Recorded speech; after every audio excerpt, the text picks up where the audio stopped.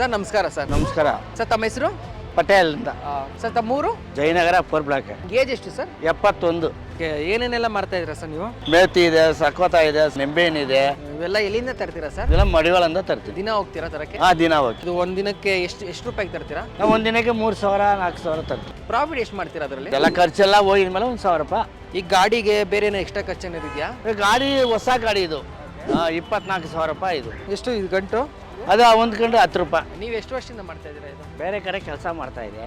ಕೆಲಸ ಮಾಡಿ ಬಿಟ್ಟು ಸರಿ ನಾವು ಓನ್ ಯೂಸ್ ಮಾಡೋಣ ಅಂದ ಬಂದು ಓನ್ ಯೂಸ್ ಮಾಡ್ತಾ ಇದ್ದೀವಿ. ಆಗ್ತಾ ಇದೆಯಾ ಒಳ್ಳೆ ಪ್ರಾಫಿಟ್ ಎಲ್ಲ? ಜೀವನ ಇದಲ್ಲೇ ನನಗೆ ಇದು ಅನ್ನ ಕೊಟ್ಟಿರೋದು ಇದೇನೆ. ನೀವು ಏನೋ ಸಲಹೆ ಕೊಡೋದಾಗಿದ್ರೆ ಏನು ಕೊಡ್ತೀರಾ ಅಂತ? ಪಬ್ಲಿಗಂದು ನಮಗೆ ದೇವ್ರ ಥರ.